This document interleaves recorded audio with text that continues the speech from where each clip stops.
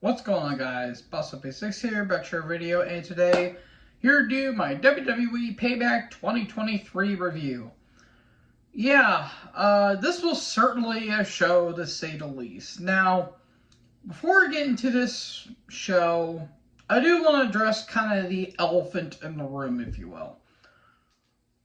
Yes, I'm fully aware of the CM Punk termination. Punk got fired last night from AEW, and that caused a major uproar, and in all honesty, really took away from this pay-per-view, if you think about it, because that was the big headline throughout the entire day yesterday.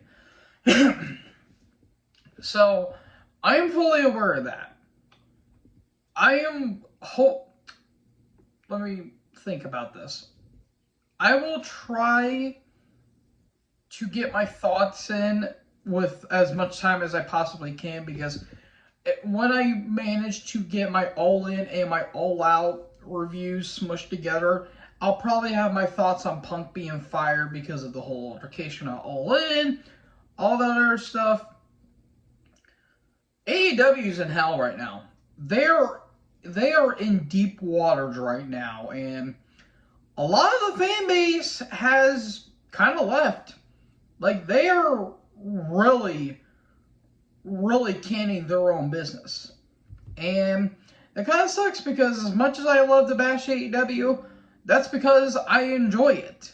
So, yeah, Tony Khan finally grew some balls and decided to become a boss. Just not the right time, because, where is All Out going to be? And where was Collision at last night? Oh, yeah, in Chicago. So yeah, fire the guy who is beloved by everyone in Chicago, and have the balls to not try to get killed out there and try to explain why he did it. Yeah, I'll probably have my thoughts on it maybe here in the not so distant future. But that's AEW. Let's talk about WWE. So yeah, let's get into this show now, shall we?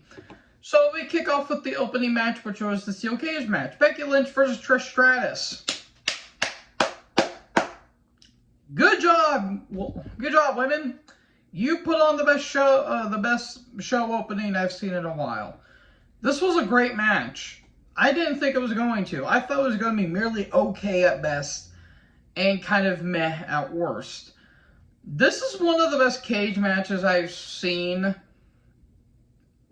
in a while. Like, it's been a hot minute since I've seen last great cage match. Like, the last great women cage match, in my personal opinion, was probably when Shayna Baszler and Io Shirai had their match in, 2019, I want to say. I thought that was a damn good match despite all the interference. This was great. Tiffany Stratton, she was front row. Because her and Becky are going to be feuding for the women's title, I think, at No Mercy, I want to say, NXT No Mercy. And as soon as they pointed the camera to her, I'm like, okay. Is she going to play the role of Zoe Stark, basically, where she's going to be one interfering? No, that's not what happened. She was just there to probably not get fined to get a paycheck. The match itself was really damn good. There was a couple scary looking bumps, I will say. Particularly where Trish did a bulldog off the top and she landed right on the lower back of her spine. Ouch, that looked like that hurt. She's gonna be feeling that in the morning. There was a very beautiful vertical suplex off the top. Like, Trish made that look like $1,000,000. And all that stuff. And then Zoe eventually gets involved. We all knew it was going to happen. And then Becky, gets rid of her. And then eventually, main slam from off the top, 1, 2, 3, and Becky wins. If this is truly the end of the feud, which I really hope it does, because I don't know what else you're going to do from here, this is one of the best ways to end the feud, because this was a really damn good match. Because the feud was not necessarily terrible. It's just you knew that they were just slugging through it. They were just waiting for this thing to be done and over. So, I'm glad they ended it here and all that stuff. And Post-match, Zoe and Trish, they're starting to bicker at each other, and Trish pushes one too many buttons, and Zoe hits her finisher on Trish, so I guess we're going to be having that feud. I mean, it's fine, I guess. I mean, it'll help Zoe in some light, and it'll give Trish a little more exposure to the new ones. So, yeah. Yeah, this was great stuff. And maybe Trish-Zoe feud's probably not the worst thing in the world. And then John Cena comes down because he's the guest host of Payback, and we all knew where this was going. He gets in a couple lines, and The Miz shows up. Did this go on for a long? This did go on a bit long.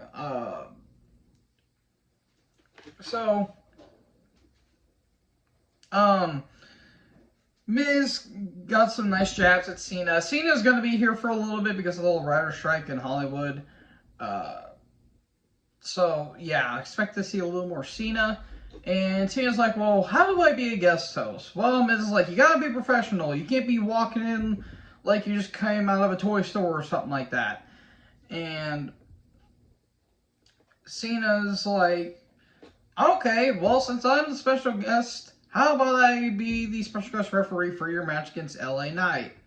And lo and behold, that's what they did. LA Knight versus The Miz, Cena as special guest ref.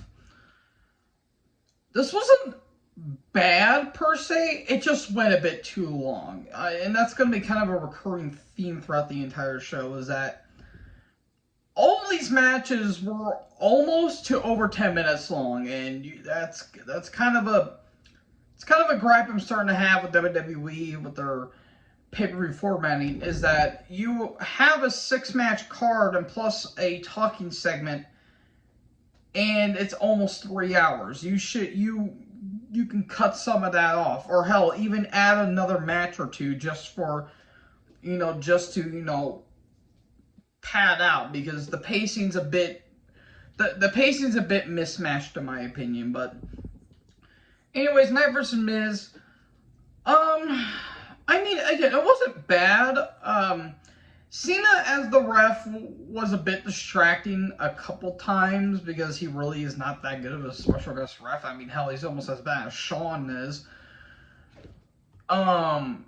Except Cena can see both eyes, and Shawn Michaels has one eye on the X door and his other eye on the ring.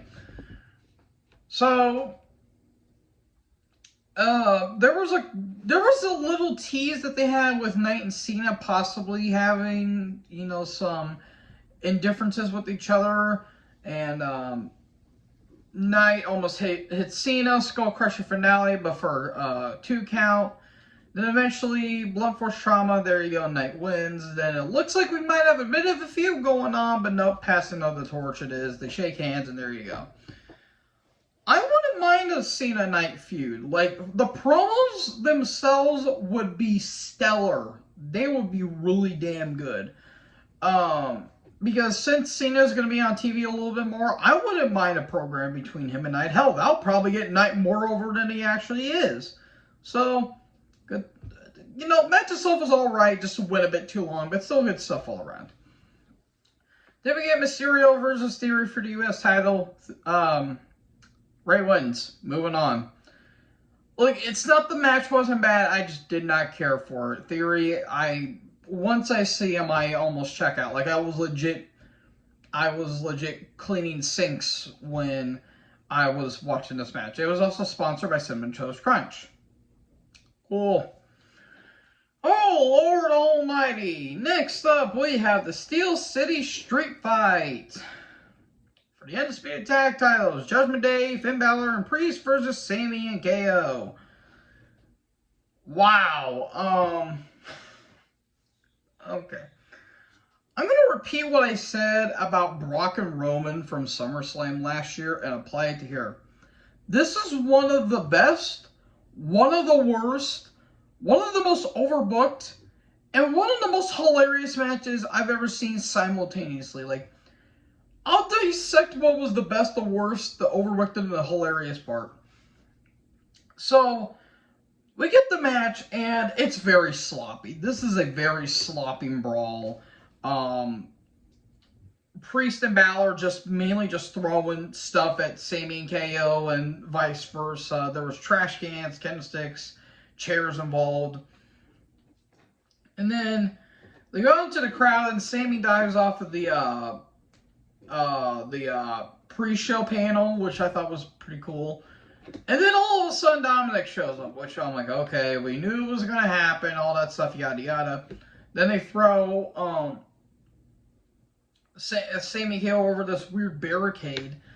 And then they're celebrating what it feels like for like 15 minutes because all of a sudden out of nowhere, Sami and KO, they're both dressed up as Pittsburgh Penguins players. Now, I don't know what the hell happened to KO because he was bleeding pretty bad, but... Okay. Sorry about that. So, yeah, that was weird as hell. So, I'm like, okay, it took them pretty long to put all that stuff on. Then they're brawling with them. And then they get to on a stage where Dominic takes one of the hockey sticks, and Sami KO, gloves are off, they're beating the hell out of Dominic, which I thought was great. And that was some of the good stuff in my opinion. Then I go back into the ring and it's, still sloppy, it's still a pretty messy brawl. And then all of a sudden Dominic shows up again and him and KO brawl. And then KO puts Dominic onto a table. He goes up to the stands and does a swanton or a senton, whatever you want to call it, onto Dominic with no padding. And I felt like my legs gave out just by looking at that. That looked bad. There was no padding at all. I'm shocked KO was still up and walking at that point. Because it looked like KO was clenching his wrist, but I'm like, how did your thigh not explode? That was bad. Dominic was dead for like 10 minutes. So, they get back into the ring. Sami's, fighting against all odds. He, takes out Priest and he takes out, Finn. At one point, they just freaking chuck a trash can at Sami's head. Ow, that looked like that hurt. I think at one point during the match as well, Sami got thrown onto a set of chairs, which that spot's always been dumb to me. That's always been a stupid spot. So then, Sami looks like he's about to get the pin on Priest with the haluva kick, and all of a sudden, Jaden McDonough shows up, and I immediately knew that was going to happen because of how the camera was facing and all that stuff. So Jaden McDonough shows up, and then KO shows up from presumably almost having his thighs being shattered, and he tries to pop up powerbomb JD onto and probably through the announce table.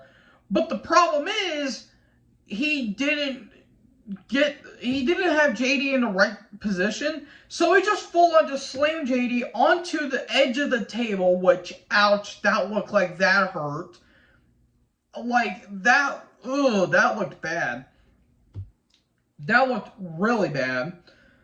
And then, all of a sudden, KO goes to the barricade, and here comes Rhea, spears KO through the barricade, and there's actually a video that was shown on Twitter where there was footage of Cole's reaction, and he's jumping up and down like he's about to piss his pants. I swear to God, that made that spot like 15 times more better because I was dying laughing. I'm like, oh, for the love of God. Oh my God. Oh, Jesus. Me and my brother were watching it. We were both dying laughing. So that happens, and all this chaos is happening. That was the overbooked part. We're on to the more hilarious part now. So, Priest is out by this point, and it's down to Sami and Finn.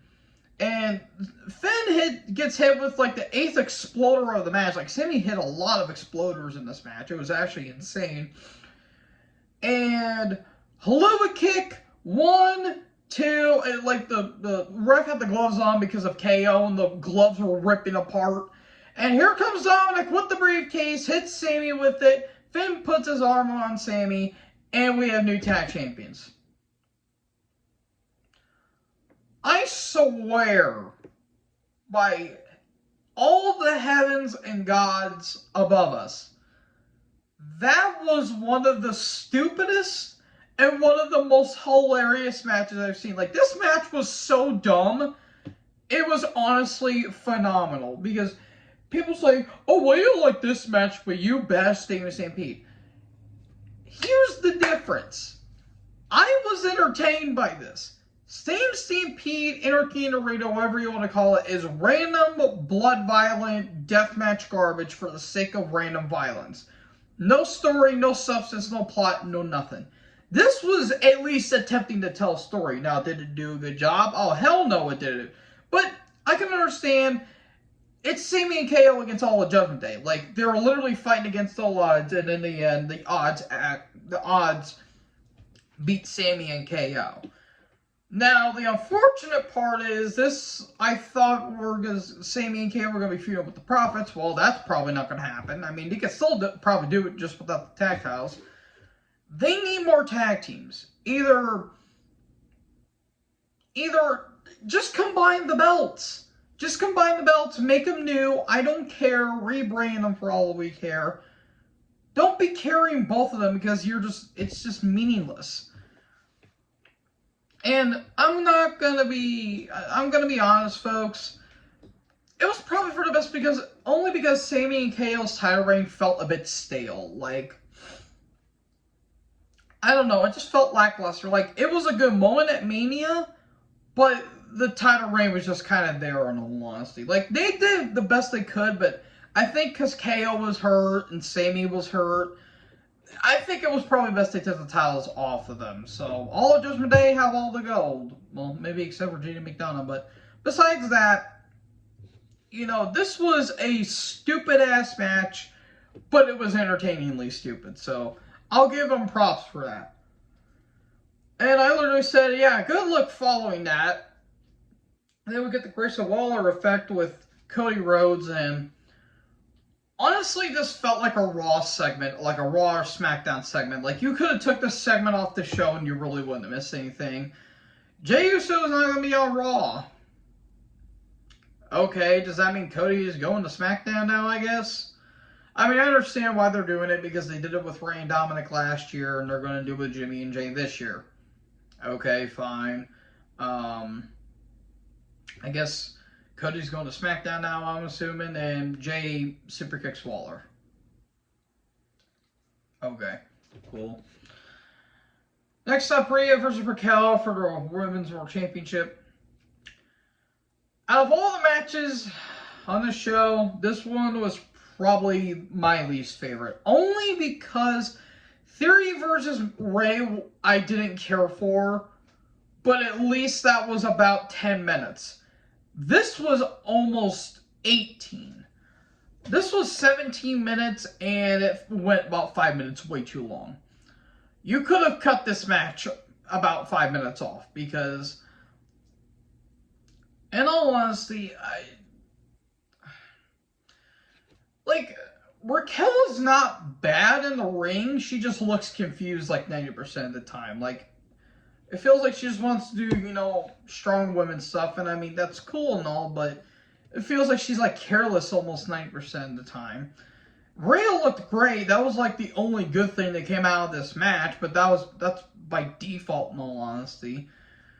I understand the story they were trying to tell with Rhea going after Raquel's leg, but the problem is that this crowd did not care. Like, this was a boring match. This was a pretty boring match.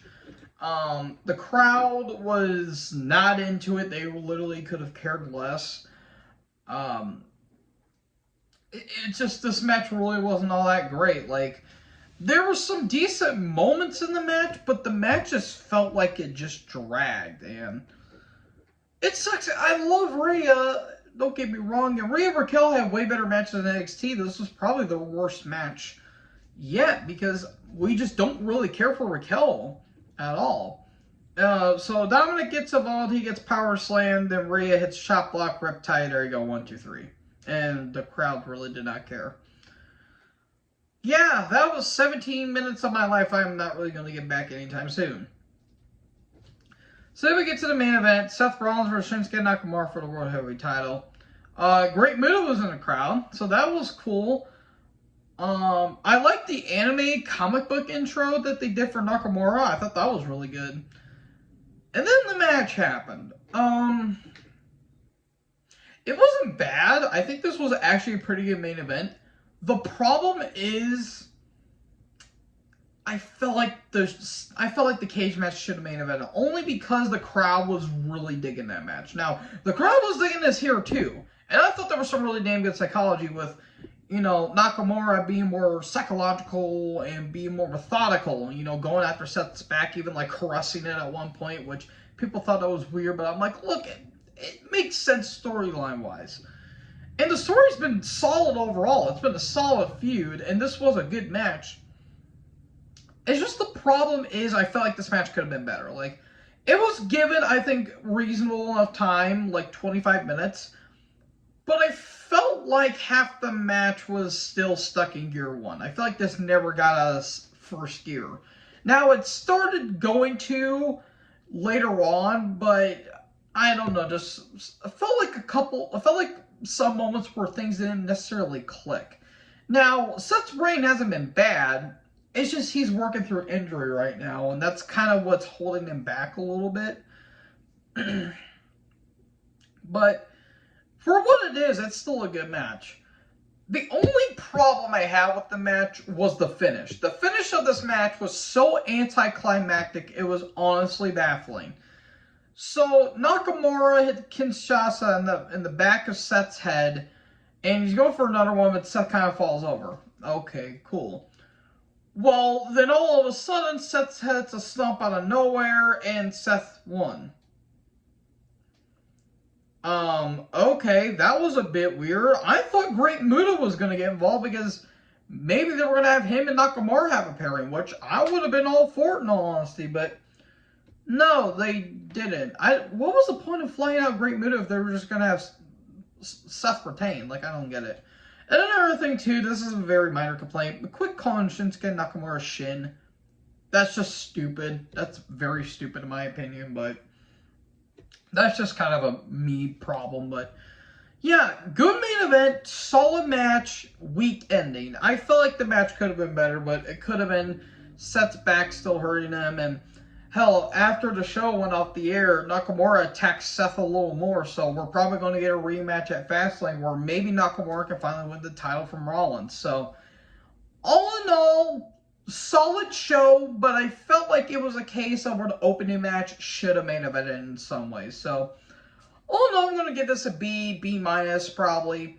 Like, again, the pacing was a bit off. There was a couple matches that went like a few minutes too long. And like, the main event, while great, the ending was a bit weak. So, yeah, all in all, this was a solid B pay-per-view all around. So, yeah, folks, what did you think about this pay-per-view? Let me know in the comment section below. Make sure you guys leave a like, leave a comment, tap that big subscribe button, and tap the bell so when I upload, you guys will be notified. Thank you guys so much for watching this video. Most importantly, join the herd. Talk to you in the next video. Peace out.